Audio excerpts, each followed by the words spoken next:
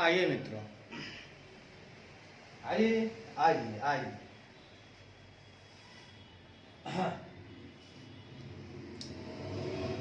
हमें आगे बढ़ना है, अच्छी बात। हमें खुद को पढ़ाना है, बस आपको ये समझना है हमें खुद को पढ़ाना है, बस। बहुत पढ़ लिए दोस्तों, अब खुद को पढ़ाना है। आइए, आज हम चर्चा करेंगे अकाउंटिंग स्टैंडर्ड के ऊपर, ठीक है। आज हम चर्चा करेंगे अकाउंटिंग स्टैंडर्ड के ऊपर।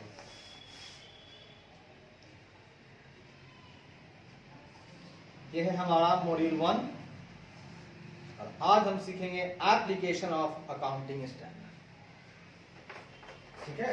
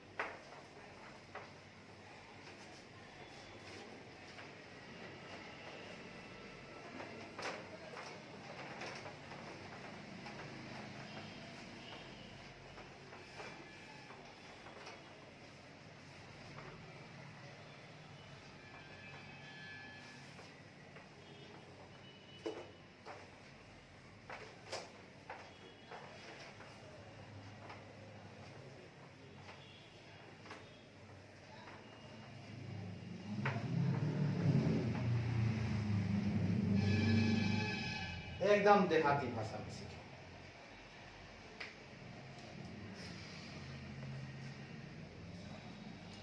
आज से हम पढ़ाई करेंगे एडवांस अकाउंटिंग। ये मेरा लेक्चर 1 है। इसमें चैप्टर 1 पढ़ेंगे हम लोग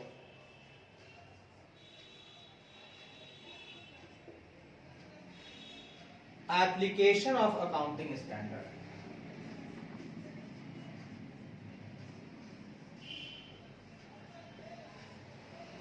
एप्लीकेशन ऑफ अकाउंटिंग स्टैंडर्ड। दोस्तों, इसमें हम पढ़ेंगे आज AS4। AS4 जैसा कि नाम है, इसका नाम है contingency and events occurring after the balance sheet date. आज हम लोग पढ़ेंगे AS4 contingencies and events, contingencies and events occurring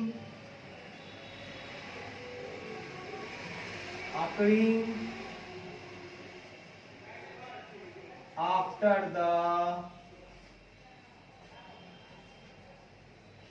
balance sheet date.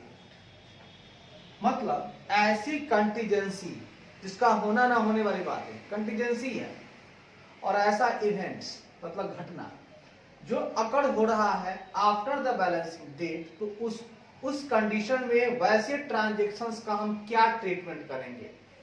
Balance sheet के बाद हो रहे हैं तो क्या मुझे बैलेंस शीट में दिखाना चाहिए या नहीं दिखाना चाहिए। बस हम इस पे चर्चा करेंगे कि किस ट्रांजैक्शंस को बैलेंस शीट में दिखाना है प्रेजेंट वाले में और किसको आने वाले समय में दिखाना है। चलिए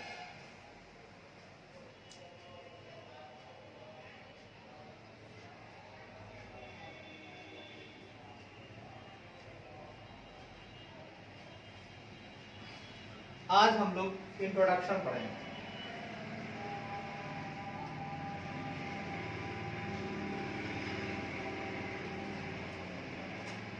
भैया पहले अगर मैं जानता हूं, अगर कोई मेहमान हमारे घर आते हैं तो पहले हम उनका परिचय लेते हैं। उसी तरह हमारा एक मेहमान आए हैं A4, हम उनसे उनका परिचय ले लें क्या? आइए ना परिचय ले लेते हैं। देखिए वैसे तो अकाउंटिंग स्टैंडर्ड्स एक रिटन पॉलिसी डॉक्यूमेंट्स है। अकाउंटिंग स्टैंडर्ड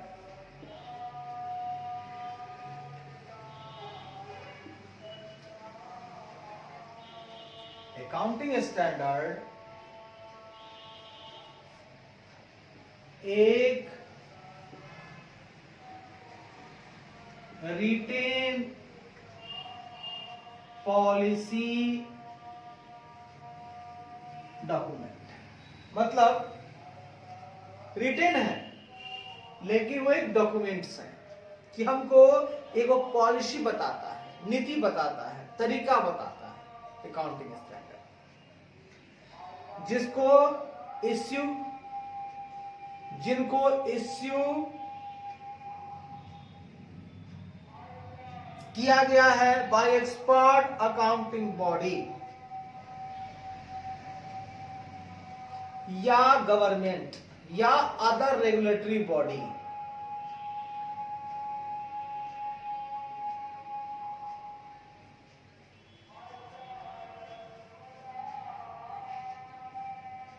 जिनको एक्सपर्ट अकाउंटिंग बॉडी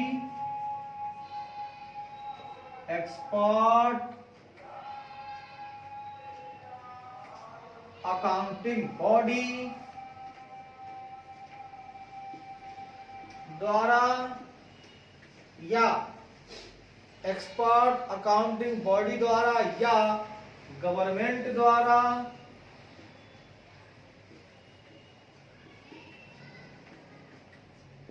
या दूसरे रेगुलेटरी बॉडी द्वारा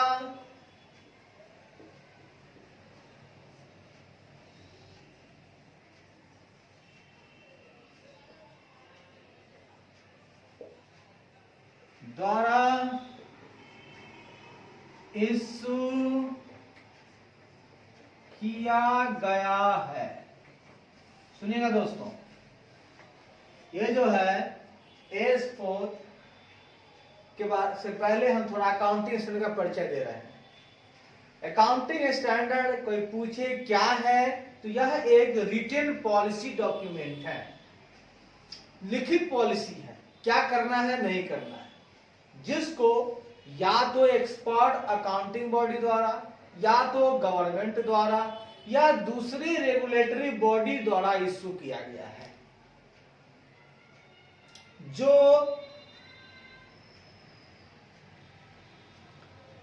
जो निम्नलिखित पहलुओं को कवर करता है।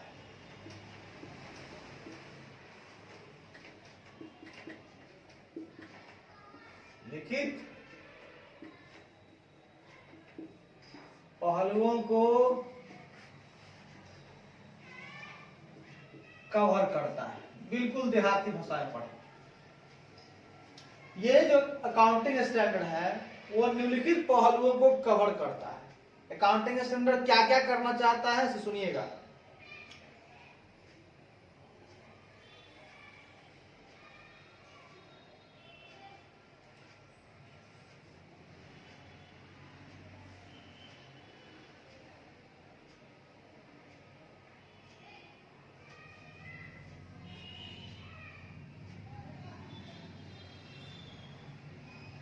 जो निम्नलिखित पहलुओं को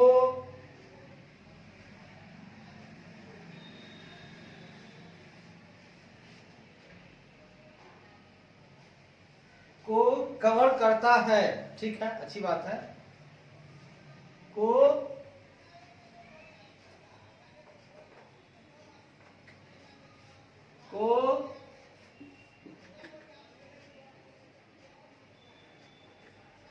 फिनांशियल स्टेटमेंट में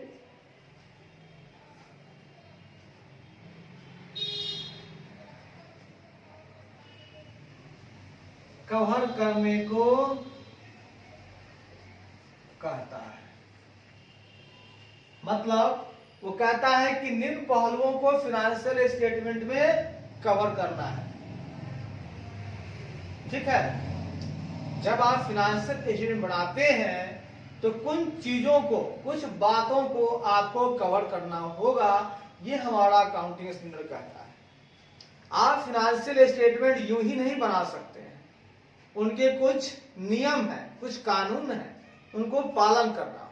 जैसे जब आप फाइनेंशियल स्टेटमेंट बनाते हैं तो आप रिकॉग्निशन करते हैं। क्या करते हैं? पहली बात रिकॉग्निशन। रिकॉग्निशन का मतलब क्या होता है? रिकॉग्नाइज करना, किसी बात को व्यक्त करना, रिकॉर्ड करना, रिकॉग्नाइज करना। तो आपको रिकॉग्निशन करना होगा। दूसरी बात, आपको मेजरमेंट करना होगा। अकाउंटिंग स्टैंडर्ड कहता है कि फाइनेंशियल स्टेटमेंट बनाते समय आपको रिकॉग्निशन पर ध्यान देना होगा, मेजरमेंट पर ध्यान देना होगा, मेजरमेंट करना होगा। तीसरा, प्रेजेंटेशन करना होगा, बहुत बढ़िया प्रेजेंटेशन दिखाना होगा, प्रेजेंटेशन पर ध्यान देना होगा। चौथा, डिस्क्लोजर ऑफ अकाउंटिंग ट्रांजैक्शंस, आपको डिस्क्लोज करना होगा, disclosure of accounting transactions, accounting transactions. बहुत बढ़िया मित्रों, हमारा अकाउंटिंग स्टैंडर्ड कहता है कि जब भी आप फाइनेंशियल स्टेटमेंट बनाते हैं तो आपको 4 काम करना होगा। इन चारों बातों पर ध्यान देना होगा, इन चारों को पूरा करना होगा, तभी आपका फाइनेंशियल स्टेटमेंट शुद्ध दिखेगा, साफ सुथरा, बढ़िया रहेगा। सबसे पहले रिकॉग्निशन कीजिए, फिर मेजरमेंट कीजिए, फिर उसका प्रेजेंटेशन बढ़िया से कीजिए, फिर डिस्क्लोजर कीजिए अकाउंटिंग स्टैंडर्ड का। मतलब डंपर, क्या करना होगा? Memory technique, dumper, dumper, DMPR, dumper करना पड़ेगा। डंपर का मतलब disclosure of accounting transactions, M for measurement, P for presentation, R for recognition. याद कीजिए। अरे डंपर डंपर भैया, डंपर डंपर, अकाउंटिंग स्टैंडर्ड बोले डंपर डंपर। मतलब फाइनेंशियल स्टेटमेंट बनाते समय हमको डंपर पर ध्यान देना होगा। डंपर सही है तो फाइनेंशियल स्टेटमेंट सही है। डंपर मतलब डिस्क्लोजर करना होगा अकाउंटिंग ट्रांजैक्शंस को, हमें मेजरमेंट भी करना होगा, हमें उसको प्रेजेंटेशन भी देना होगा और रिकॉग्निशन करना होगा। अच्छी बात है। अकाउंटिंग स्टैंडर्ड का उद्देश्य है, क्या उद्देश्य है? अकाउंटिंग स्टैंडर्ड का aim at improving the quality of financial reporting. उद्देश्य है फाइनेंशियल रिपोर्टिंग की क्वालिटी को इंप्रूव करना। बात समझिएगा। अकाउंटिंग स्टैंडर्ड, अकाउंटिंग स्टैंडर्ड का उद्देश्य होता है फाइनेंशियल रिपोर्टिंग की क्वालिटी को, फाइनेंशियल रिपोर्टिंग के होता है फाइनेंशियल रिपोर्टिंग के क्वालिटी को इंप्रूव करना। देखिए, वैसे तो हम लोग फाइनेंशियल रिपोर्ट बनाते हैं, मतलब वित्तीय लेन देन का रिपोर्ट, वित्तीय रिपोर्ट, तो वो रिपोर्ट की क्वालिटी और बेहतर हो और इम्प्रूव करे, बढ़िया हो, उसके लिए अकाउंटिंग स्टैंडर्ड में नियम लाए। तो अकाउंटिंग स्टैंडर्ड का उद्देश्य होता है कि फाइनेंशियल रिपोर्टिंग का जो क्वालिटी है ना, उसको वो चाहता है कि और बेहतर हो, और उम्दा हो, और इम्प्रूव करे। तो इसके लिए वो क्या करता है? इम्प्रूव करना। इसके लिए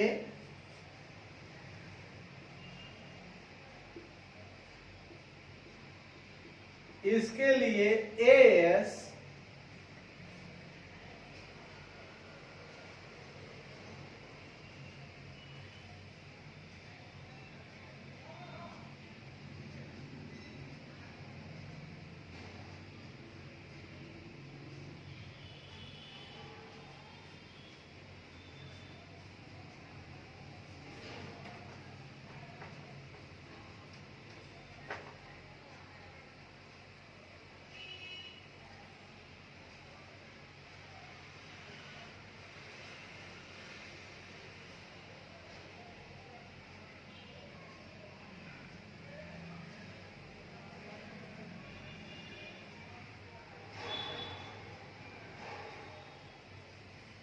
यह तभी संभव है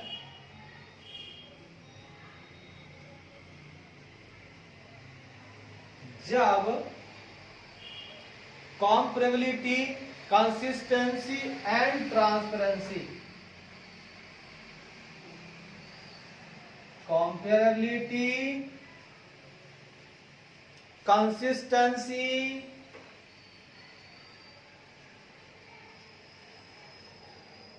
एंड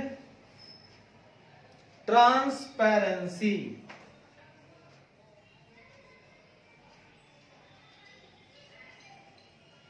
को प्रमोट किया जाए। मतलब अकाउंटिंग स्टैंडर्ड का उद्देश्य होता है कि फाइनेंशियल रिपोर्टिंग के क्वालिटी को इंप्रूव करें। तो फाइनेंशियल रिपोर्टिंग का क्वालिटी इंप्रूव करने के लिए अकाउंटिंग स्टैंडर्ड को क्या करना होगा? तो उसको क्या करना होगा कि जो भी काम करता है वो कंपेरेबल होना चाहिए, उसके अंदर तुलनात्मकता होना चाहिए पिछले साल से इस साल।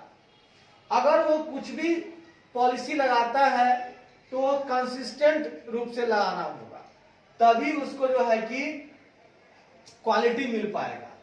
और ट्रांसपेरेंसी का मतलब होता है आर पार, मतलब किसी तरह का उसमें लेकिन परंतु नहीं होना चाहिए, ट्रांसपेरेंट होना चाहिए, एकदम बिल्कुल साफ सुथरा होना चाहिए। जो भी ट्रांजैक्शन लगाते करते हो, जो भी पॉलिसी लगाते हो, जो भी एस्टिमेट करते हो, एकदम सही होना चाहिए। ये सारे तीनों चीज अगर हम प्रमोट करें, तीनों चीज को अगर हम कहें कि बहुत बढ़िया करना है, भी इतना करना होगा, जब इसको आप प्रमोट करेंगे, प्रमोशन करेंगे, मतलब उसको कहेंगे करने को, तब जाके फाइनेंशियल रिपोर्टिंग का क्वालिटी जो है इंप्रूव हो जाएगा। और ये करने के लिए कौन कहता है? Accounting standard. मतलब अकाउंटिंग स्टैंडर्ड प्रमोट करता है कॉम्परेबिलिटी को, कंसिस्टेंसी को और ट्रांसपेरेंसी को। कहता है ऐसा करो, ऐसा करने से ही उसका वह उद्देश्य प्राप्त हो जाता है जो है कि फाइनेंशियल रिपोर्टिंग के क्वालिटी को इंप्रूव करना। अकाउंटिंग स्टैंडर्ड का उद्देश्य होता है फाइनेंशियल रिपोर्टिंग के क्वालिटी को इंप्रूव करना, और यह उसको तभी मिल पाता है, तो किसके द्वारा मिल पाता है? जब वह कॉम्परेबिलिटी, कंसिस्टेंसी और ट्रांसपेरेंसी को प्रमोट करता है। जब वो कहता है इन तीन चीजों पर अगर हम फोकस करें तो हमें अपना जो है क्वालिटी फाइनेंशियल रिपोर्टिंग का बहुत बेहतर मिलेगा, बहुत उम्दा मिलेगा। तो किन किन बातों पर ध्यान देने के लिए कहता है साहब? Hey, comparability, consistency, transparency. Hey, comparability, consistency, and transparency, and transparency. Comparability, consistency, and transparency. Comparability, transparency, comparability, consistency, transparency, transparency, comparability, consistency, transparency, transparency, comparability, consistency, transparency, transparency, comparability, consistency, transparency, transparency. Oh, comparability, consistency, transparency. अगर ये सब हम रखेंगे तो हमारा financial reporting का quality क्या होगा, बहुत उम्दा। एक अकाउंटिंग स्टैंडर्ड कहता है कि अगर हम इसको प्रमोट करेंगे तो हमें क्वालिटी बेहतर मिलेगी फिनेंशियल रिपोर्टिंग की। किसको प्रमोट करना है, ओए, comparability, consistency, transparency, comparability, consistency, transparency, comparability, consistency, transparency, transparency। ठीक है, प्रमोट क्या करना होगा, कहां कहां, in the interest of users of financial statement है। जब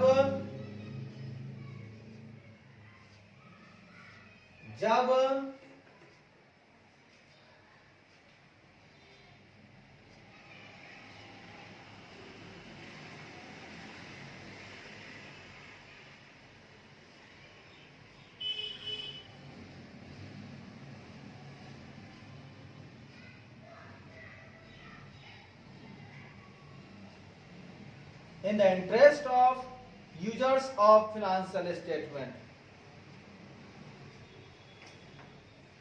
जब फिनेंशियल स्टेटमेंट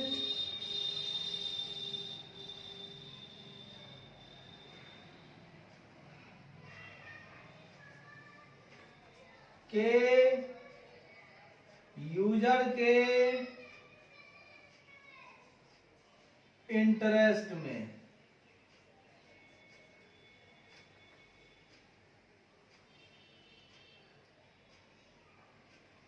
देखिएगा क्या कहना चाहता है कि आपको फिनेंशियल स्टेटमेंट में ना, जो फिनेंशियल स्टेटमेंट है, फिनेंशियल स्टेटमेंट के यूजर्स है और यूजर्स का इंटरेस्ट है ना, in the interest of users of financial statement.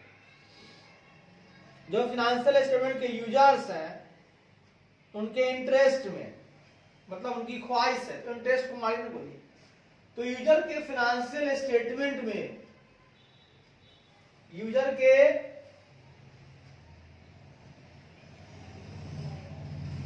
जब यूजर के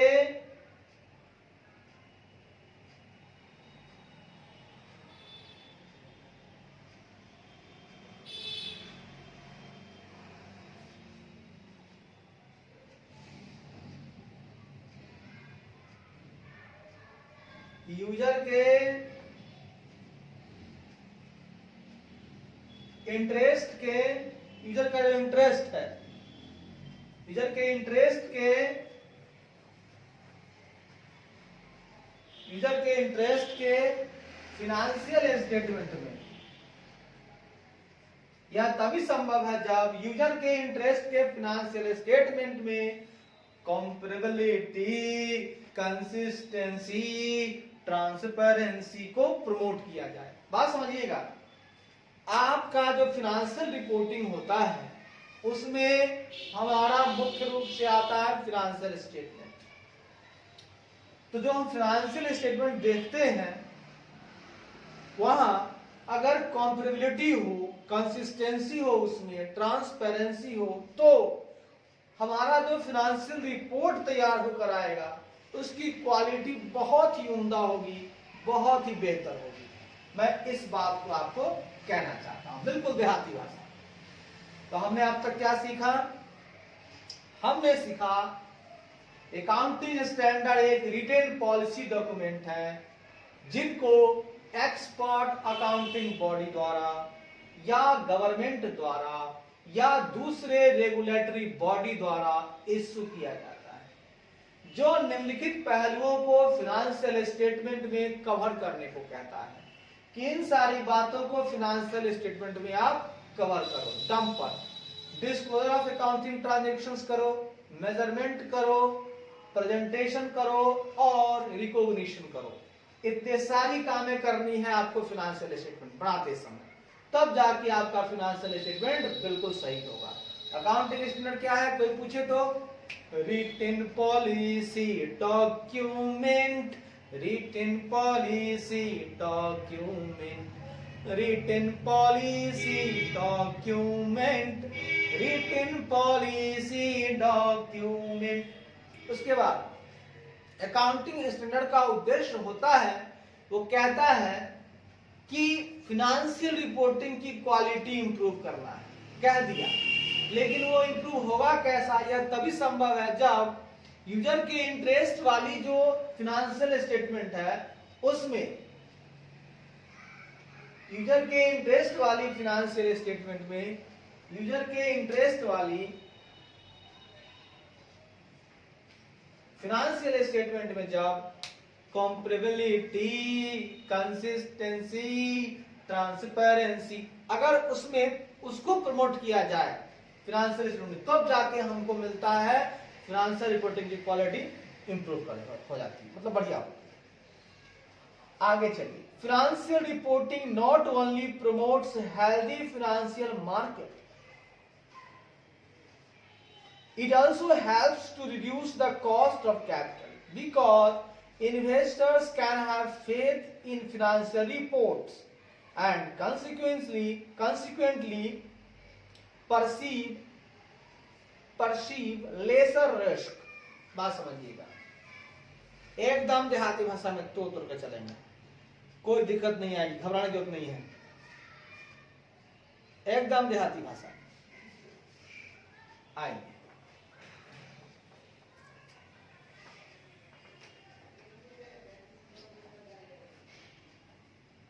एकदम प्यार मोहब्बत से पढ़ेंगे, एकदम समय बचाते हुए चलना है।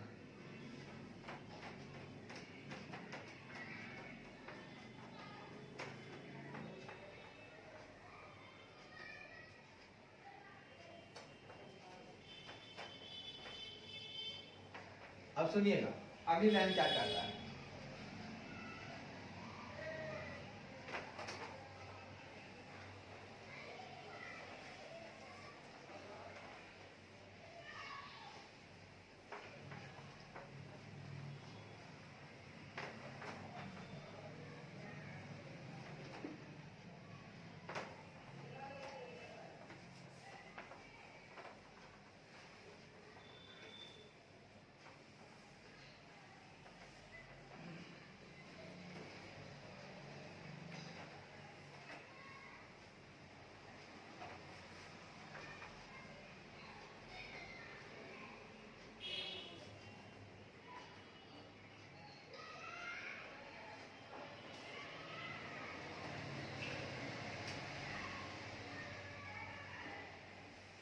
कहता है फिनेंशियल रिपोर्टिंग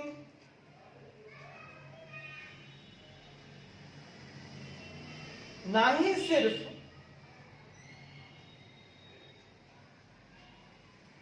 फिनेंशियल रिपोर्टिंग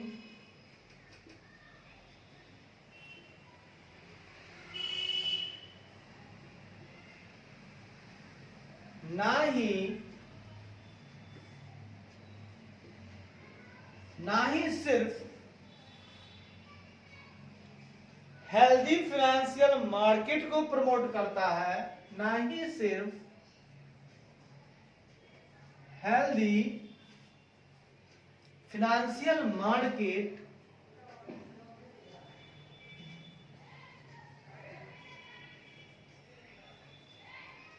को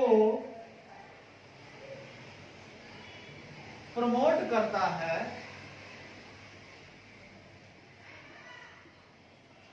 कहता है जो अब तुम पढ़े हैं कि फाइनेंशियल रिपोर्टिंग को कहता है कि इसकी क्वालिटी बढ़िया हो, अकाउंटिंग स्टैंडर्ड पहले समझे।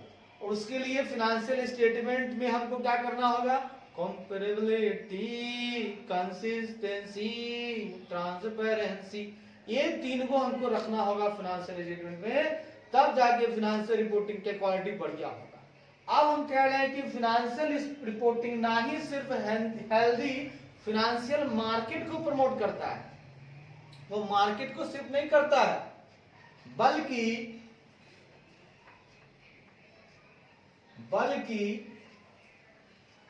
यह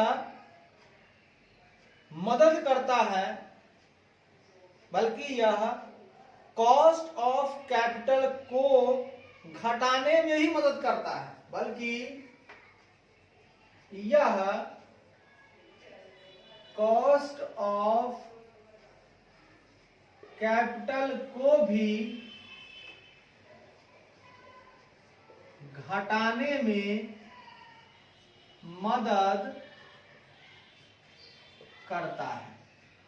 सुनिएगा, फाइनेंशियल रिपोर्ट जो मिलता है वो उससे ये नहीं साबित होता है सिर्फ कि हाँ भाई फाइनेंशियल मार्केट बहुत स्वस्थ है, इसका उस कंपनी का जिसका फाइनेंशियल रिपोर्टिंग बन रहा है उस कंपनी का फाइनेंशियल मार्केट ही स्वस्थ है, सिर्फ वो ये नहीं बताता है बल्कि यह भी बताता है यह कॉस्ट ऑफ कैपिटल को भी घटाने में मदद करता है।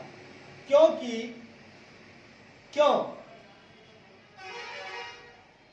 हाँ, इससे ना कॉस्ट ऑफ कैपिटल भी घटता है, ड्यूस द कॉस्ट ऑफ कैपिटल, हाँ कॉस्ट ऑफ कैपिटल भी घट जाता है।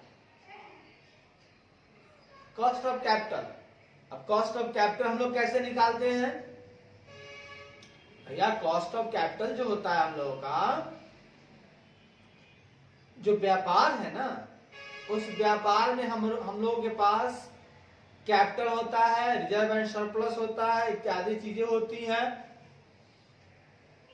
तो कॉस्ट ऑफ कैपिटल का मतलब होता है कि जब हम लोग परचेज करते हैं, है ना, तो यह जो है ना अगर आपका रिपोर्ट बढ़िया है फाइनेंशियल रिपोर्ट, तो अगर आप कहीं कुछ लागत लगाते हैं तो वहां थोड़ा कम लगेगा। अच्छा, इसको हम चर्चा करेंगे फिर, लेकिन अभी ध्यान दीजिए कि कॉस्ट ऑफ कैपिटल को भी घटाने में मदद करता है। विशेष बातें आगे, क्योंकि investors can have faith in financial reports and consequently perceive lesser risk, क्योंकि जो आप में इन्वेस्ट करेंगे मदद करता है,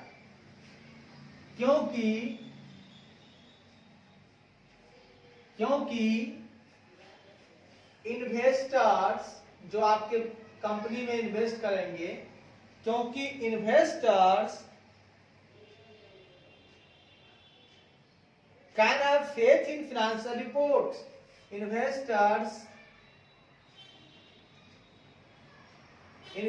इन्वेस्टर्स आपके फाइनेंशियल रिपोर्ट में,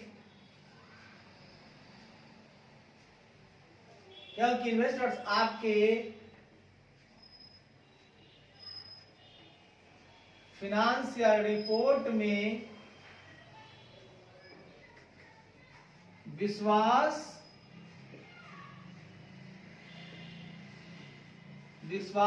रख सकते हैं और परिणामतः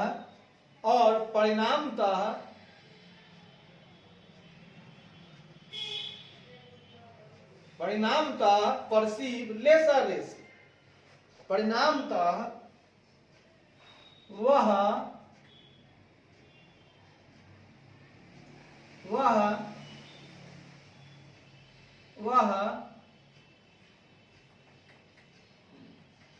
समझते हैं कि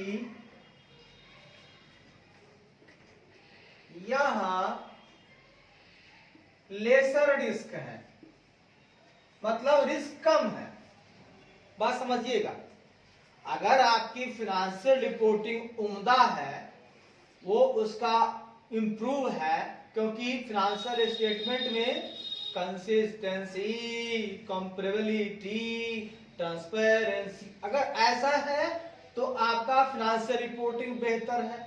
अगर आपका फिनेंशियल रिपोर्टिंग बेहतर है, इसका मतलब आपका फिनेंशियल मार्केट जो है बहुत बढ़िया है। अगर वो हेल्दी है तो खाली वो फिनेंशियल रिपोर्ट सिर्फ यही नहीं करता है, अगर आप बढ़िया फिनेंशियल रिपोर्ट देंगे तो इन्वेस्टर्स को आपके फिनेंशियल रिपोर्ट में विश्वास रख सकता है, और परिणामतः वह समझता है यहाँ लेसर रिस्क है तो वो इन्वेस्ट करेगा। यह आपके कॉस्ट ऑफ कैपिटल को घटाने में भी मदद करता है। हाँ, कॉस्ट ऑफ कैपिटल जो है उसको कम कर देता है, मदद करता है। बढ़िया फिनेंशियल रिपोर्ट है ना, इसीलिए। ठीक, you have already studied the concept, objective, benefits and limitation, applicability and compliance of accounting standard in chapter 3 of accounting intermediate course study material group 1. We will discuss the accounting standard specified in the syllabus in the chapter taking individual standard in detail. वैसे तो हम लोग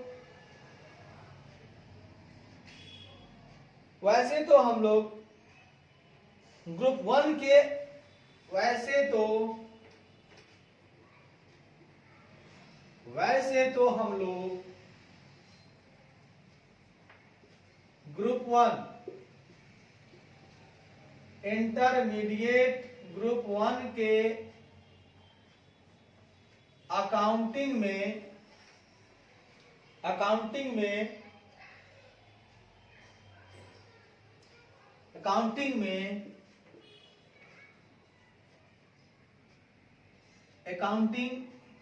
के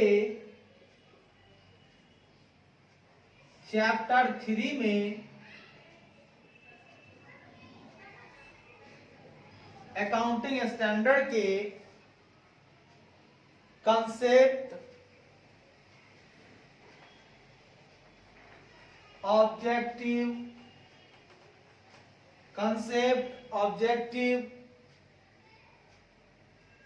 benefit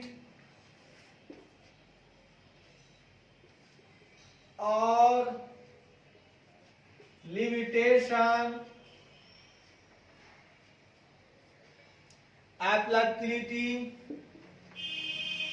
applicability तथा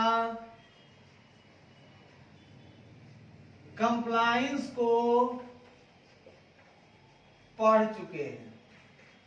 देखिए, intermediate के जो group 1 का जो अकाउंटिंग है उसका एक चैप्टर 3 है, उसमें अकाउंटिंग स्टैंडर्ड का कंसेप्ट समझ गए, उसका उद्देश्य समझ चुके हैं हम लोग, बेनिफिट और कमी भी जान चुके हैं, उसकी एप्लीकेबिलिटी कहाँ है वो जान चुके हैं, उसका कंप्लायंस क्या है, क्या क्या उसको मानना है, वो सारा पढ़ चुके हैं। यहां हम लोग सिर्फ डिस्कस करेंगे, इस चैप्टर में हम लोग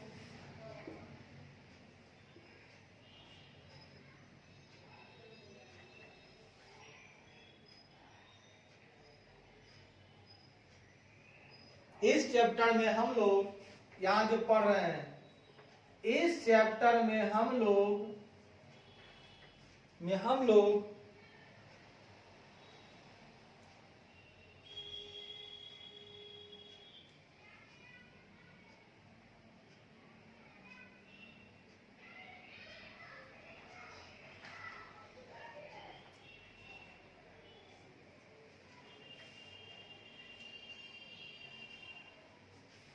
हम लोग अकाउंटिंग स्टैंडर्ड के इस चैप्टर में हम लोग अकाउंटिंग स्टैंडर्ड के इंडिविजुअल स्टैंडर्ड को डिटेल में पढ़ेंगे, डिटेल में डिस्कस करेंगे, डिटेल में डिस्कस करेंगे। बहुत शानदार, बहुत बढ़िया। मतलब वैसे तो हम लोग ग्रुप 1 में अकाउंटिंग स्टैंडर्ड के कंसेप्ट को समझा, उसके ऑब्जेक्टिव को समझा, उसके लिमिटेशन को समझा, बेनिफिट को समझा, एप्लीकेबिलिटी को समझा, कंप्लायंस को समझा। लेकिन यहां पर हम लोग इंडिविजुअल स्टैंडर्ड को डिटेल में डिस्कस करेंगे, एक एक स्टैंडर्ड को उठाएंगे और कच्चा चबा जाएंगे। वैसे तो आपको कंसेप्ट पता है, एप्लीकेबिलिटी पता है, ऑब्जेक्टिव क्या होता है अकाउंटिंग स्टैंडर्ड का पता ही होगा, बेनिफिट पता होगा, लिमिटेशन पता होगा, एप्लीकेबिलिटी पता होगा, कंप्लायंस पता होगा। ऑब्जेक्टिव पता होगा, कंसेप्ट पता होगा, ऑब्जेक्टिव पता होगा, कंसेप्ट पता होगा, ऑब्जेक्टिव पता होगा, बेनिफिट पता होगा, लिमिटेशन पता होगा, एप्लीकेबिलिटी पता होगा, कंप्लायंस पता होगा। ठीक है, कंसेप्ट पता होगा, ऑब्जेक्टिव पता होगा, ये सारे पता होगा। अब हम लोग एक एक अकाउंटिंग स्टैंडर्ड को डिटेल में डिस्कस करेंगे।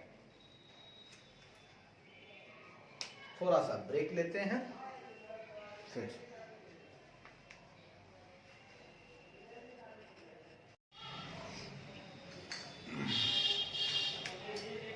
आइए आगे बढ़ते हैं। आइए आइए आइए मित्रों, आगे बढ़ते हैं।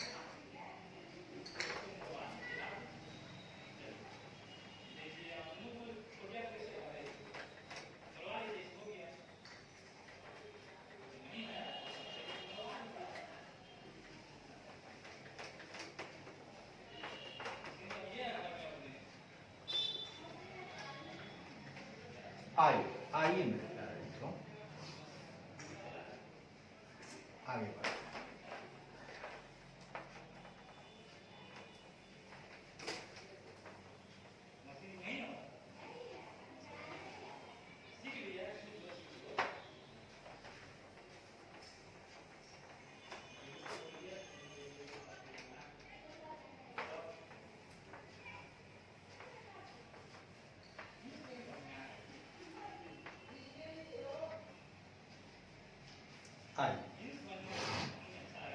अब हम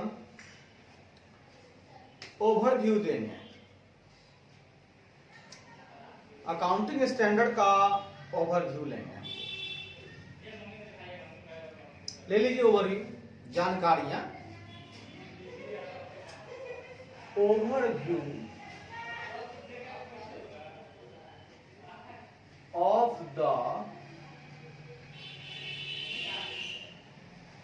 अकाउंटिंग स्टैंडर्ड। क्या है overview? As for contingencies and event occurring after the balance sheet date। ठीक है, इसके बारे में अब हम चर्चा कर रहे हैं।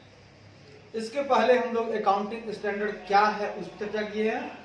अब ये अकाउंटिंग स्टैंडर्ड क्या है उसका हम लोग ओवरव्यू लेंगे।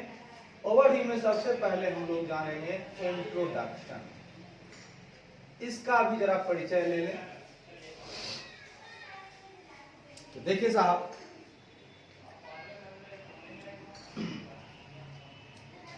all paragraph of S4 revise that deal with contingency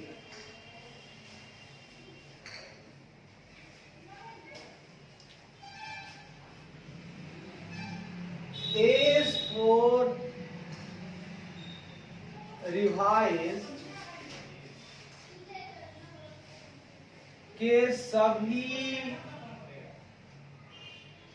paragraph contingency के साथ डील करते हैं। सभी पैराग्राफ जो कि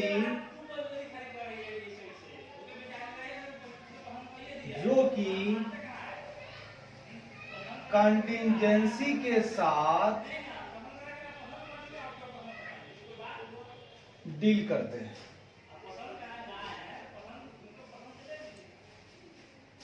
वे एप्लीकेबल हैं सिर्फ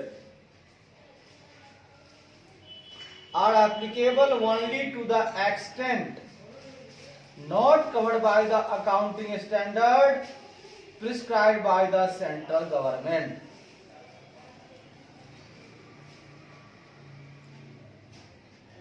ये वहीं तक सिर्फ एप्लीकेबल होंगे, ये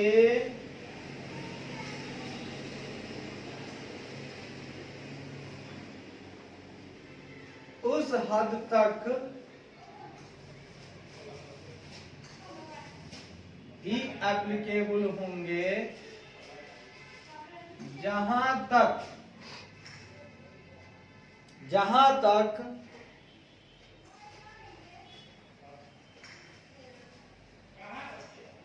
सेंट्रल गवर्नमेंट द्वारा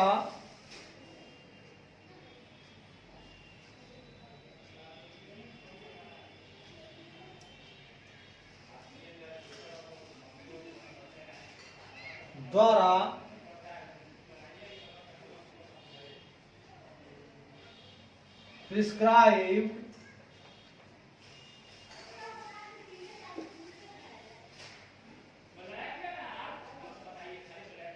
दूसरे अकाउंटिंग स्टैंडर्ड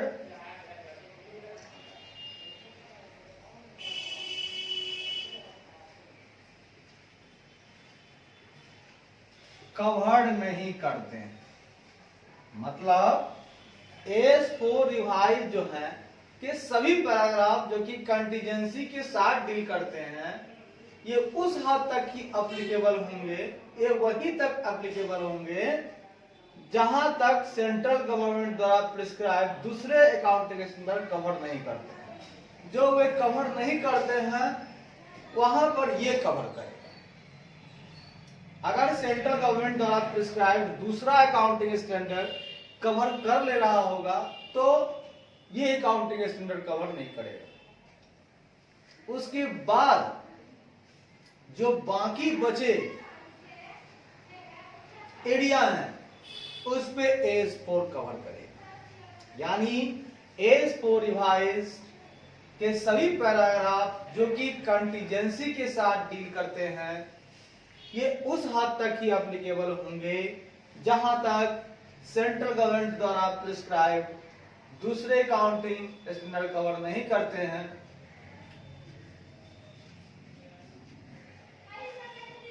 ये उसी हद तक एप्लीकेबल है। फॉर एग्जाम्पल, उदाहरण,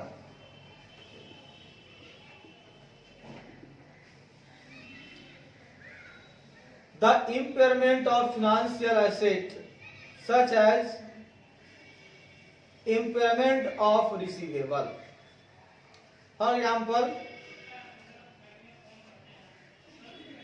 financial asset की हानि। एग्जाम्पल, फाइनेंशियल एसेट की हानि,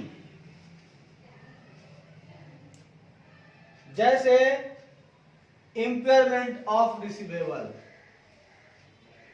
यानी इम्पेयरमेंट मतलब हानि, इम्पेयरमेंट ऑफ रिसीवेबल्स। ये क्या है? एक एसेट हो गया। यहां पर एसेट की हानि हो रही है।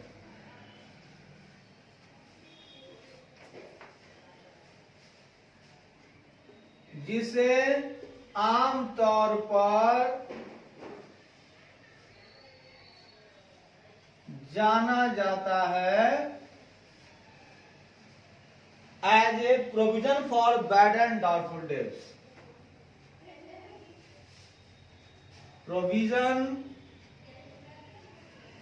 फॉर बैड एंड डाउटफुल डेब्ट। बहुत अच्छी बात। अब मान लीजिए उदाहरण है फिनेंशियल एसेट की हानि हुई यानी इम्पेयरमेंट ऑफ रिसीवेबल्स, मान लीजिएगा, जिसे आमतौर पर आप कह सकते हैं provision for bad and doubtful debts. Debtor से कुछ मिलने वाला था, उसकी हानि हुई तो उसका प्रोविजन बना, ठीक है, is govern by this standard. तो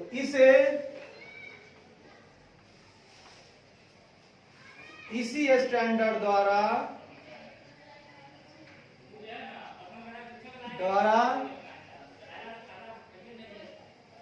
गवर्न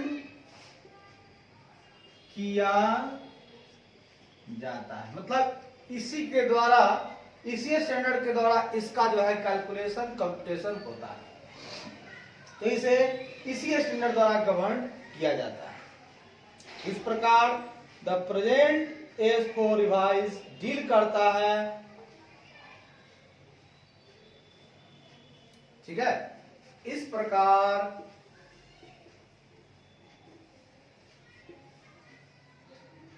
S4 revised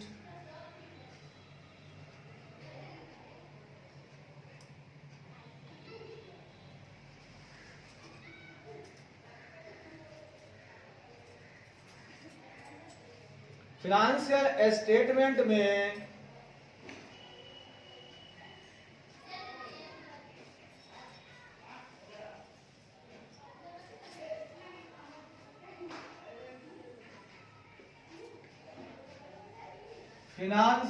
स्टेटमेंट में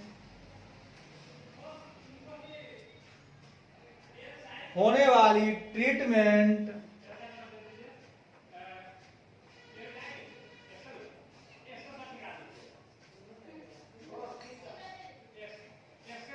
में की जाने वाली ट्रीटमेंट और डिस्क्लोजर के रिक्वायरमेंट तथा डिस्क्लोजर के रिक्वायरमेंट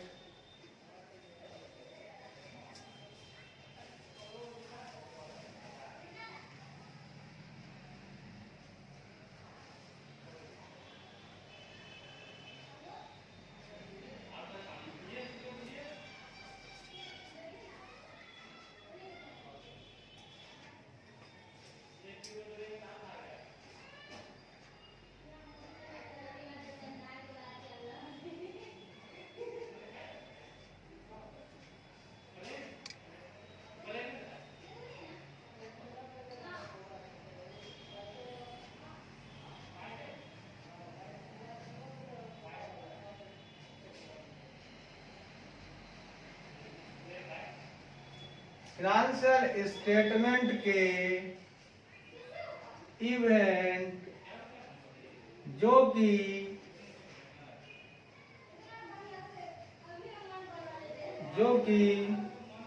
फाइनेंशियल स्टेटमेंट के बाद अकर हुई है, रिक्वायरमेंट को डील करता है। सुनिएगा, इस प्रकार S4 revise financial statement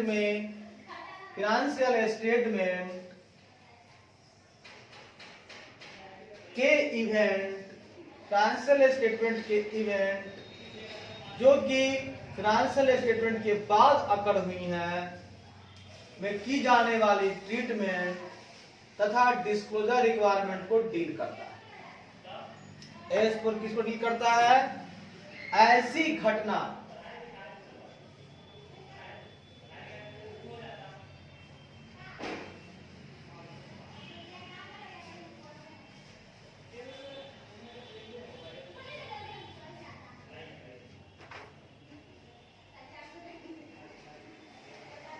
S4 ऐसे इवेंट जो कि फाइनेंशियल स्टेटमेंट के बाद अकर हुई है हुई है में की जाने वाली ट्रीटमेंट तथा डिस्क्लोजर के रिक्वायरमेंट को डील करता है। मतलब एस4 क्या करता है, कोई भी इवेंट जो फाइनेंशियल स्टेटमेंट के बाद अकर हुई है उसके लिए क्या ट्रीटमेंट होगा, उसका कैसे हम डिस्क्लोजर करेंगे, इसकी क्या डिस्क्लोजर क्या रिक्वायरमेंट है, उसको एस4 बताता है। क्या बताता है एस4? ऐसा इवेंट जो कि फाइनेंशियल स्टेटमेंट के बाद अकर हुआ है उसके लिए क्या हमको ट्रीटमेंट करना होगा, क्या डिस्क्लोजर की रिक्वायरमेंट्स हैं, ये सारा चीज हमको एस4 बताएगा। चलिए आगे बढ़ते हैं। अब चर्चा हम करेंगे दोस्तों कंटिंजेंसी को लेकर। ठीक है, अब हम चर्चा करेंगे कंटिंजेंसी को लेकर।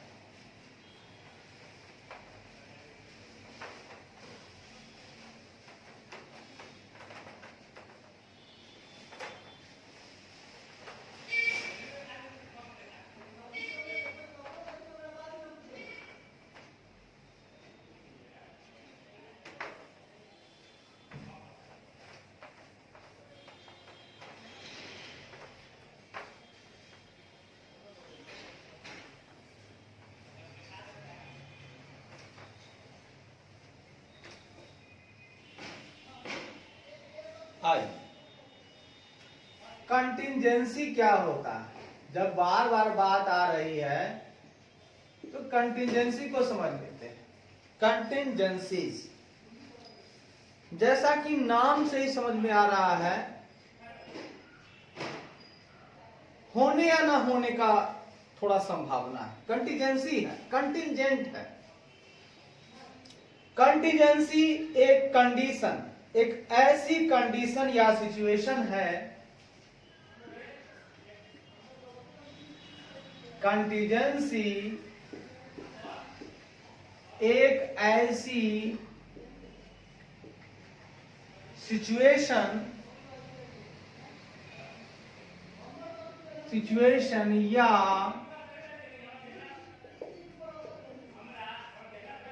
एक ऐसी सिचुएशन या कंडीशन है जहां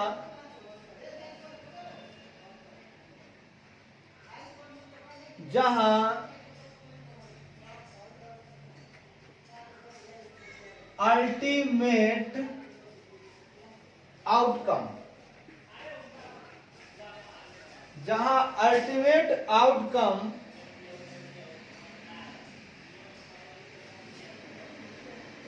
गेन भी हो सकता है या लॉस भी। आउटकम जो कि गेन भी हो सकता है या लॉस भी हो सकता है।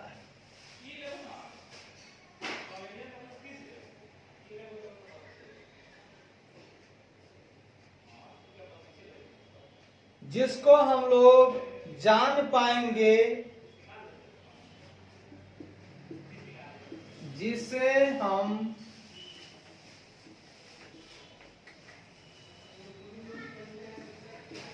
जान पाएंगे या निर्धारित कर पाएंगे,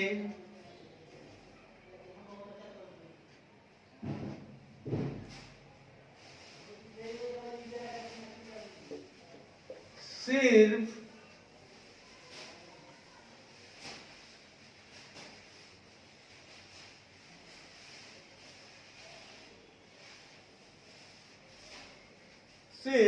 एक या उससे अधिक, सिर्फ एक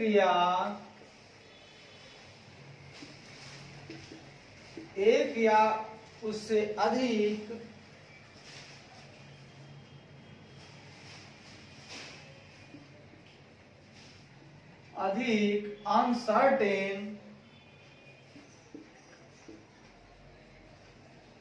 अनसर्टेन फ्यूचर इवेंट्स के अकरेंस या नॉन अकरेंस पे, अकरेंस या नॉन अकरेंस पे। देखिएगा, कंटीजेंसी एक ऐसी स्थिति या शर्त है जहां अंतोगतवा जो आउटकम है वो गेन भी हो सकता है, लॉस भी हो सकता है, जिसे हम जान पाएंगे या निर्धारित कर पाएंगे उस गेन या लॉस को सिर्फ एक या उससे अधिक अनसर्टेन फ्यूचर इवेंट्स के अकरेंस या नॉन अकरेंस पे। अकरेंस हो भी सकता है, नहीं भी हो सकता है, अकर भी हो सकता है, नॉन अकर भी हो सकता है साहब, दोनों बातें हैं। अकरेंस भी हो सकती है और नॉन अकरेंस भी हो सकती है। तो इन दोनों बातों पे निर्धारित करता है हमारा कंटिंजेंसी। तो कंटिंजेंसी एक ऐसी सिचुएशन या कंडीशन है जहां अल्टीमेट आउटकम जो कि गेन भी हो सकता है या लॉस भी हो सकता है, जिसे हम लोग जान पाएंगे या निर्धारित कर पाएंगे कि गेन हुआ या लॉस हुआ, सिर्फ और सिर्फ कैसे कर पाएंगे, तो एक या उससे अधिक आपके पास अनसर्टेन फ्यूचर इवेंट्स हैं, भविष्य में होने वाली जो घटनाएं हैं वो अनिश्चित हैं, उसका अकरेंस भी हो सकता है, नॉन अकरेंस भी हो सकता है। मतलब भविष्य में होने वाली घटनाओं के होने या न होने पर, ये पूरा यही हुआ, भविष्य में होने वाली जो घटनाएं हैं जो कि अनिश्चित होने वाली अनिश्चित घटनाएं हैं, कुछ भी हो सकता है, आग लग भी सकती है, नहीं भी लग सकती है। आग लग गई, एग्जाम्पल, भविष्य में आग लग सकती है, नहीं भी लग सकती है।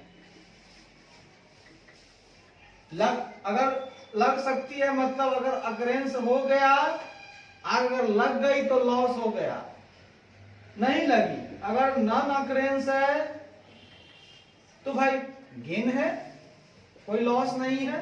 तो सवाल ये उठता है कि भविष्य में आग लग भी सकती है, नहीं भी लग सकती है, तो अकरेंस और नॉन अकरेंस है वो ऐसी अनसर्टेन फ्यूचर इवेंट्स है, अनिश्चित है, हमको लॉस भी हो सकता है, गेन भी हो सकता है, इसे हम लोग बोलते हैं कंटिंजेंसी।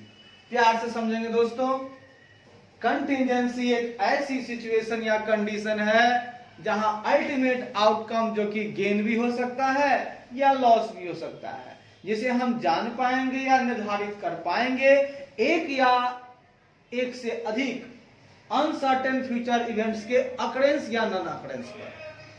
ठीक है, मतलब इस लॉस या गेन को हम तभी जान पाएंगे जब हमारे पास अनसर्टेन फ्यूचर इवेंट्स का अकरेंस होगा या नॉन अकरेंस होगा। एग्जाम्पल भी समझ लिए, बहुत बढ़िया।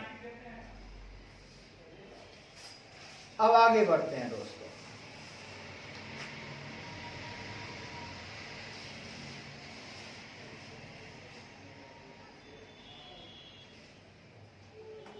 आगे देखते हैं accounting treatment of contingency loss.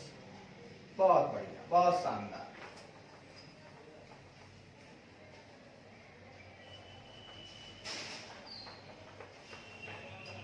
एकदम देहाती भाषा में पढ़ेंगे, तोड़ तोड़ के पढ़ेंगे, कोई जरूरत नहीं है इंग्लैंडियन बनने का, कोई जरूरत नहीं है, बनने दीजिए उन्हें, दांत पिजाने दीजिए, कोई फर्क नहीं पड़ता है, कोई फर्क नहीं पड़ता है।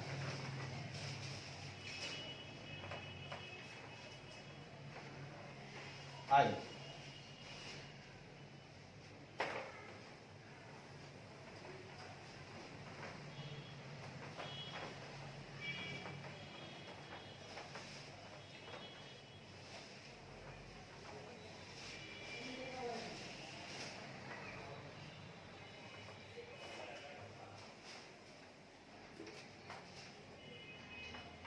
एकदम आराम आराम। Accounting treatment of contingency loss. अब सुनिएगा, गेन भी हो सकता है और कंटीजेंट लॉस भी हो सकता है, कुछ कहा नहीं जा सकता है। तो जरा सा बताइएगा कि अकाउंटिंग ट्रीटमेंट क्या होगा। कंटीजेंट लॉसेज अगर होते हैं मेरे पास इफ, तो मुझे accounting treatment of contingent losses, मान लीजिए कि हमको लॉस हुआ है, तो अकाउंटिंग ट्रीटमेंट क्या करेंगे, सुनिएगा। The accounting treatment of the contingent loss का अकाउंटिंग ट्रीटमेंट निर्धारित होता है, किसके द्वारा निर्धारित होता है, by the expected outcome of the contingency. Expected, उम्मीद, कंटीजेंसी के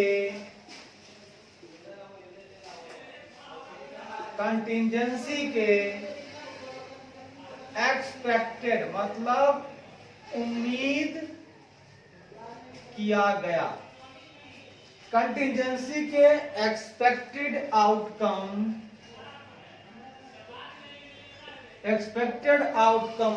के द्वारा,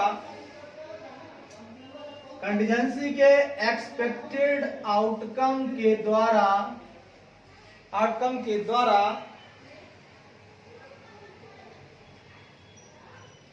कंटीजेंसी लॉस का कंटीजेंट लॉस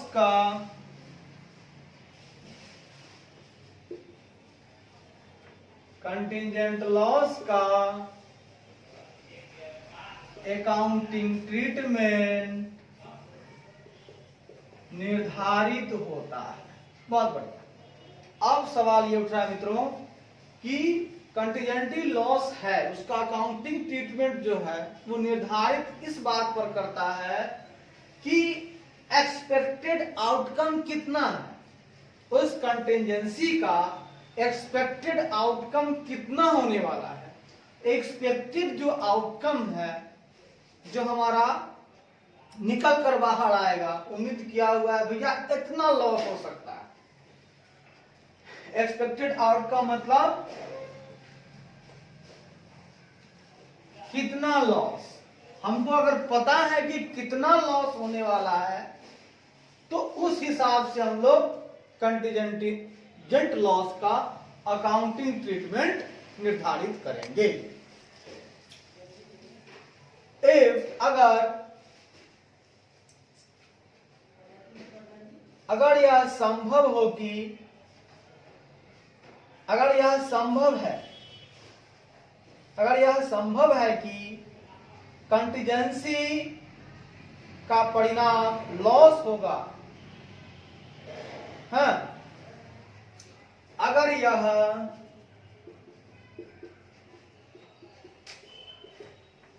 यह लग रहा है कि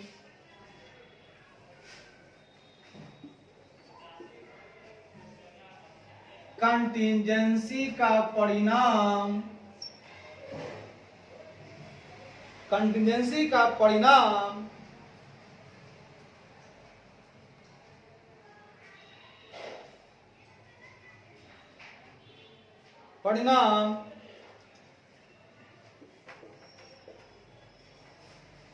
इंटरप्राइज के लिए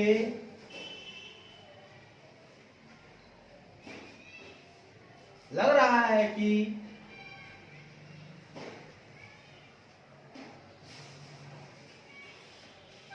कंटीजेंसी का परिणाम लॉस में है, कंटीजेंसी का परिणाम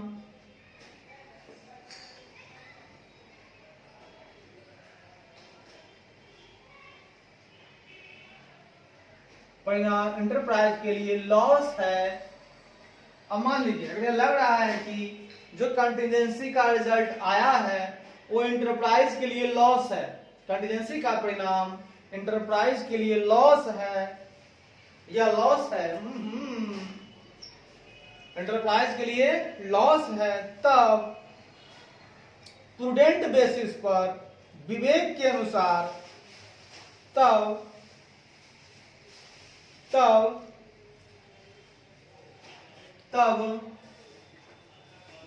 हमारा विवेक,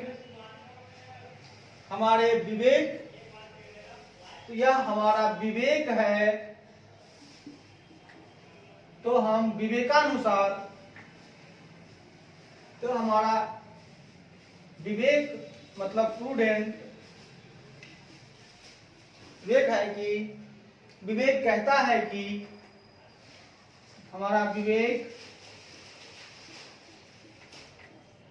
कहता है कि फाइनेंशियल स्टेटमेंट में उस लॉस को प्रोवाइड करें। कहता है कि फाइनेंशियल स्टेटमेंट में उस लॉस को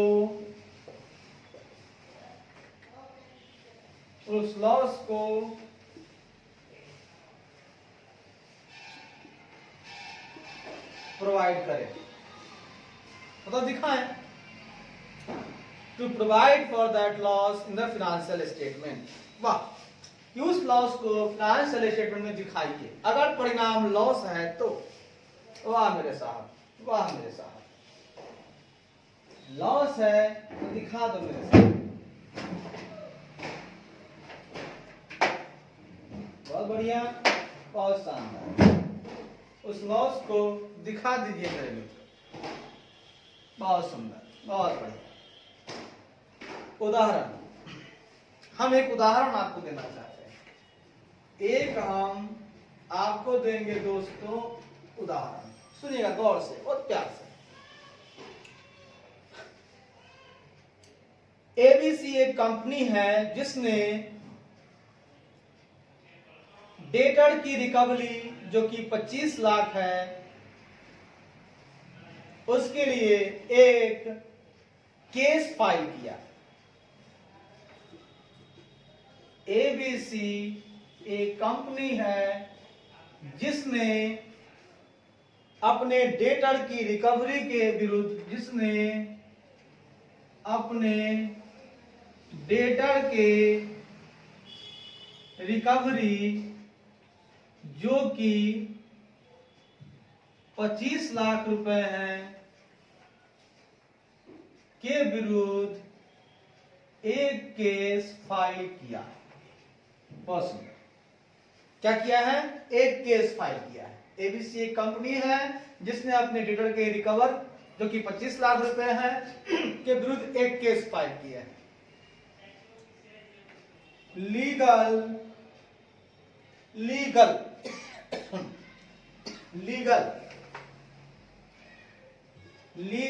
टीम के अनुसार, किसके अनुसार? लीगल टीम के अनुसार रिकवरी का चांस 0 है। रिकवरी का चांस नील है। रिकवरी का चांस क्या है? नील है। लीगल टीम कहता है भैया तेरी रिकवरी नहीं होने वाली है, पूरी की पूरी लॉस है।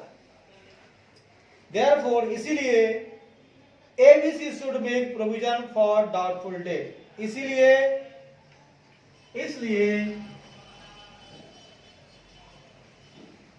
एबीसी कंपनी को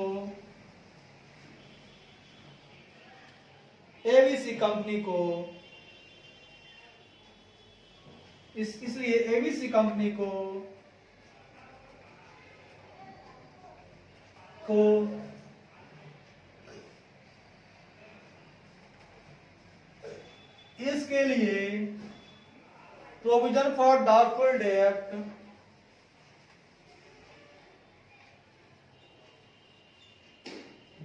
डेट बनाना चाहिए। बिल्कुल सही बात। मतलब कहना चाहते हैं कि जब लॉस हो गया तो भैया अगर आपको लॉस हो रहा है, रिकवरी का चांस 0 है, लीगल टीम बोल रहा है, तो आप क्या करोगे? इस लॉस को बुक करोगे। तो यानी कि प्रोविजन फॉर डाउटफुल डेट के नाम से आपको बढ़ाना चाहिए। बहुत बढ़िया, बहुत शानदार। आगे बढ़िए।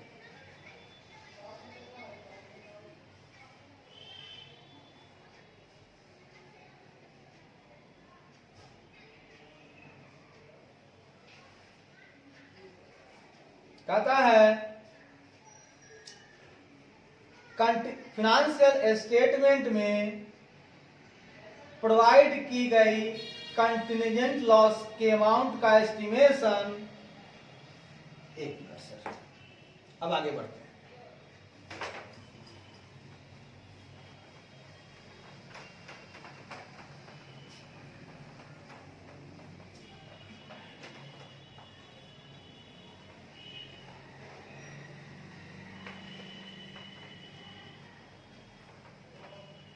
एकदम प्यार से देहाती भाषा में समझिए, बिल्कुल देहाती भाषा में, कोई शहरी बात नहीं चलेगी। मेरे पास कोई शहरी बात नहीं, कोई इंग्लिश की बातें नहीं, नो।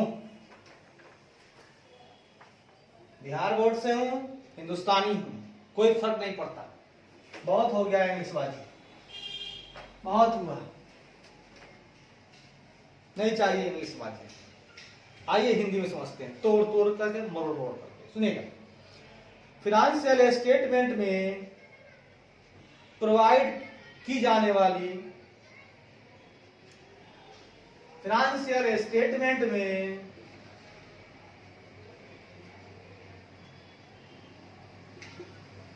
प्रोवाइड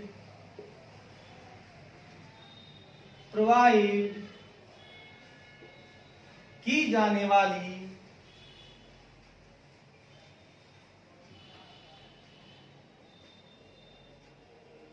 कंटिजेंट लॉस के अमाउंट का एस्टिमेशन। फाइनेंशियल स्टेटमेंट में प्रोवाइड की जाने वाली कंटिजेंट लॉस के अमाउंट का एस्टिमेशन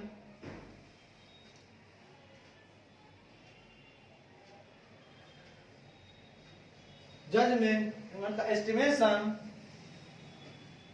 का आधार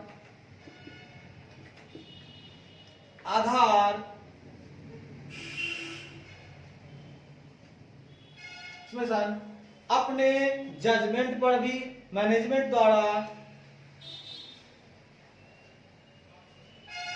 हाँ सुनिएगा, एस्टिमेशन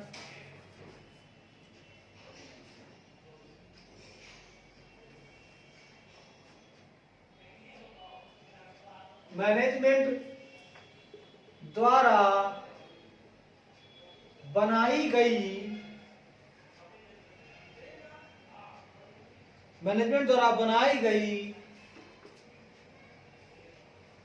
जजमेंट पर आधारित हो सकती है। बिल्कुल सही बात है। फाइनेंशियल स्टेटमेंट में जो भी प्रोवाइड हुई है कंटिजेंट लॉस, उसके अमाउंट का जो एस्टिमेशन है साहब, वो मैनेजमेंट द्वारा बनाई गई जजमेंट पर आधारित हो सकती है। क्योंकि हम अगर लॉस का एस्टिमेशन करते हैं तो खुद की बुद्धि से, मैनेजमेंट कुछ बुद्धि लगाता है, विवेक लगाता है, सोचता है इतना लॉस हो सकता है, और उस लॉस को हम लोग फाइनेंशियल स्टेटमेंट में दिखाते हैं।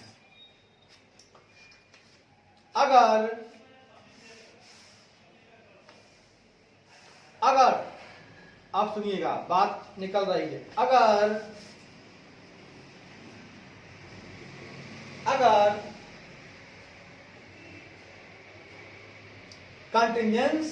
कंटिजेंट लॉस के अमाउंट के एस्टिमेशन के लिए, अगर कंटिजेंट लॉस के अमाउंट के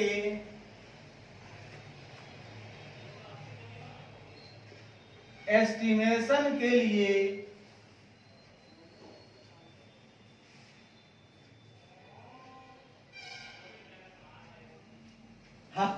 अगर कंटिजेंट लॉस के अमाउंट के एस्टिमेशन के लिए इनसफिशिएंट या कंफ्लिक्ट, इनसफिशिएंट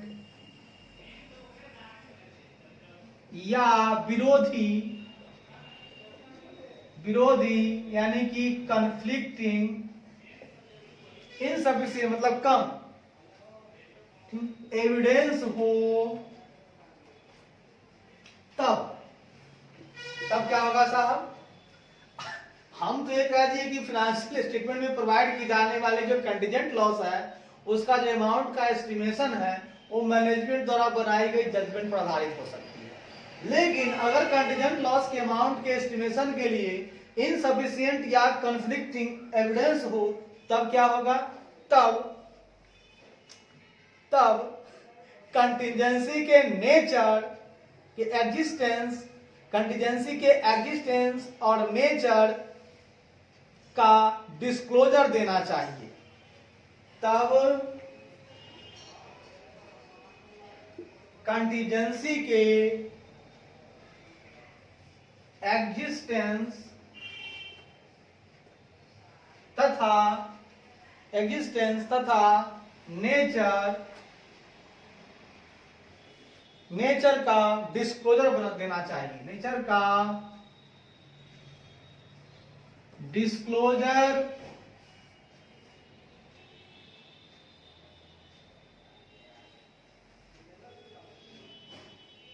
तब डिस्क्लोजर दिया जाता है, यानी कि आपको देना होगा। अगर आपके पास कंटीजेंट लॉस का अमाउंट का एस्टिमेशन के लिए कोई एविडेंस नहीं है, अगर एविडेंस नहीं है तो बताइए कि कंटीजेंसी जो एग्जिस्ट कर रही है उसका नेचर क्या है। एग्जिस्टेंस हो रही है तो ठीक है, प्लस उसका नेचर क्या है, किस नेचर का है जो आपको एविडेंस नहीं मिल रहा है, हमको उसको आप प्रूफ कीजिए। हमको बिना प्रूफ के कोई उपाय नहीं है साहब, हमको प्रूफ चाहिए तो चाहिए।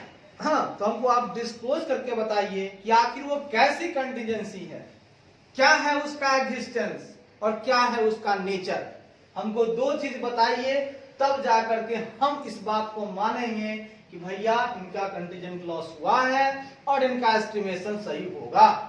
क्योंकि आपके पास प्रूफ है नहीं, हमको तो प्रूफ चाहिए। आप जजमेंट से कुछ भी लिख देंगे तो हम नहीं मानेंगे, हम भी अंदाज लगाएंगे। जब आप उसका नेचर बता दीजिएगा या उसका एग्जिस्टेंस बता दीजिएगा कि हुआ है, यानी बताइएगा, तो हम भी कुछ दिमाग लगाएंगे, सोचेंगे, साथ ही साथ आगे बढ़िए।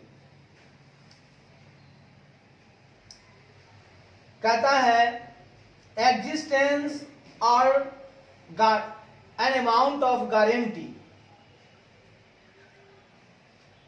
गारंटी का एग्जिस्टेंस और अमाउंट, अगला लाइन। अब हम गारंटी के बारे में चल रहे हैं, कंटीजेंसी खत्म हो गया। गारंटी का एग्जिस्टेंस तथा गारंटी का एग्जिस्टेंस तथा amount comma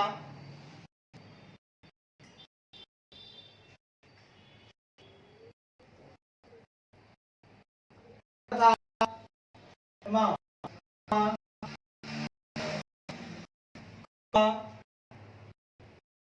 discounted bill of exchange comma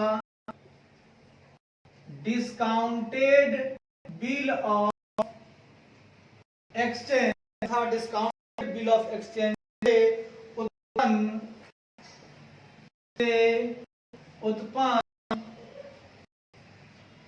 obligation, मतलब दो चीज, गारंटी का एग्जिस्टेंस तथा अमाउंट और डिस्काउंट बिल ऑफ एक्सपेंस से उत्पन्न ऑब्लिगेशन, और तथा सिमिलर ऑब्लिगेशंस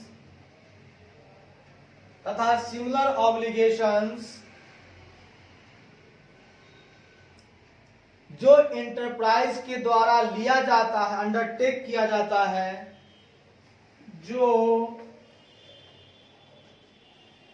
एंटरप्राइजेस के द्वारा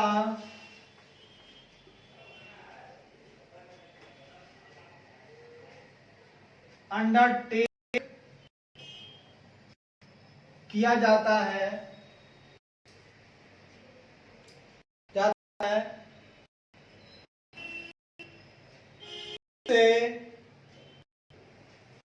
उससे सामान्य तौर पर फाइनेंशियल स्टेटमेंट में उसे सामान्य तौर पर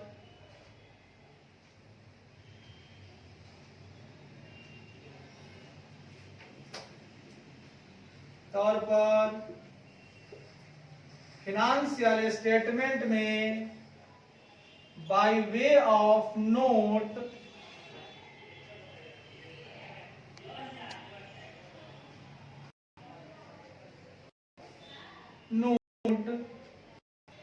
डिस्क्लोज किया जाता है। बात समझ क्या कहना चाहता है? फाइनेंशियल स्टेटमेंट में प्रोवाइड की जाने वाली कंटीजेंट लॉस के अमाउंट का एस्टिमेशन मैनेजमेंट द्वारा बनाई गई जजमेंट पर आधारित हो सकती है।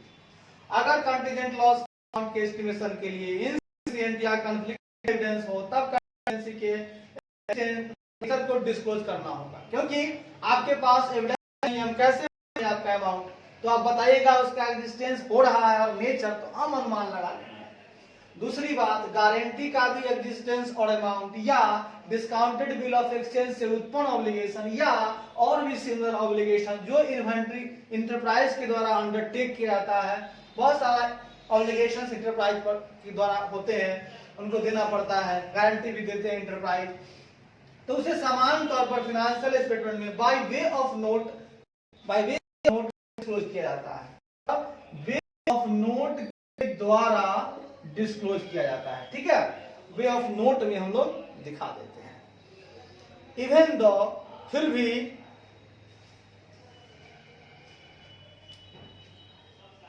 हाँ क्या आता है,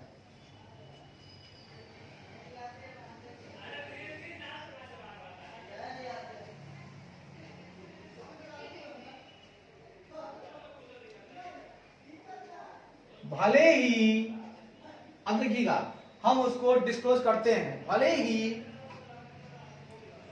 ही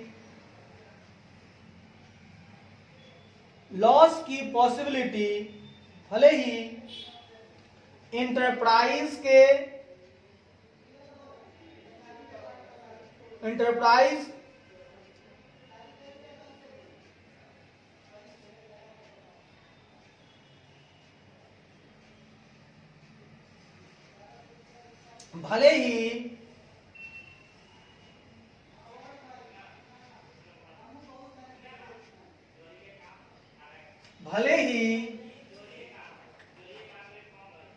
भले ही एंटरप्राइज को होने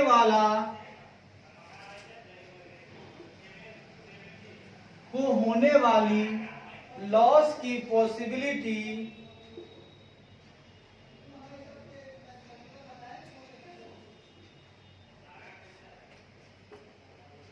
भले ही इंटरप्राइज को होने वाली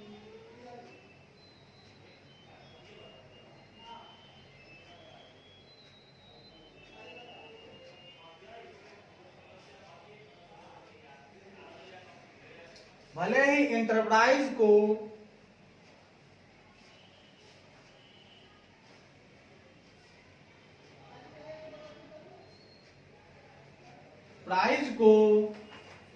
ही इंटरप्राइज को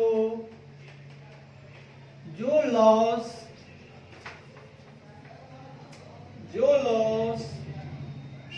घटित होगा उसकी संभावना रिमोट यानी बहुत दूर हो। पास में क्या कहना चाहते हैं? हम कहना चाहते हैं, हम तो कंटीजेंसी लॉस की बात कर रहे हैं, जब भी बात करेंगे लॉस की बात करेंगे। लॉस का एविडेंस नहीं है तो हमको बताइए आपका एग्जिस्टेंस क्या है और नेचर बताइए उसका, हम कुछ अनुमान लगाएंगे, क्योंकि एविडेंस तो हमको चाहिए। आप सिर्फ जजमेंट पर काम कर रहे हैं। एंटरप्राइज बहुत सारा गारंटी देता है तो उसका एग्जिस्टेंस होना चाहिए, अमाउंट होना चाहिए। गारंटी हम दिए हैं, हम वो नहीं कर पाएगा, हम कर पाएंगे। लॉस हुआ, लॉस बहुत दूर है, अबे लॉस दूर है, हम सिर्फ गारंटी दिए हैं, या डिस्काउंटेड बिल ऑफ एक्सचेंज है, उससे भी बहुत सारा ऑब्लिगेशंस आता है, सिमिलर ऑब्लिगेशंस जो भी है इंटरप्राइज के द्वारा, उसको सामान्य तौर पर हमको फाइनेंशियल स्टेटमेंट में by way of note disclose करना होगा। भले ही इंटरप्राइज को जो लॉस घटित होगा उसकी संभावना रिमोट यानी बहुत दूर है, संभावना दूर है, लेकिन हमको आप यहां तो दिखा दो भैया, बी ऑफ नोट में तो डिस्क्लोज कर दो ना। अब मित्रों हम लोग accounting treatment of contingent gains थोड़ी देर के बाद देखेंगे। धन्यवाद।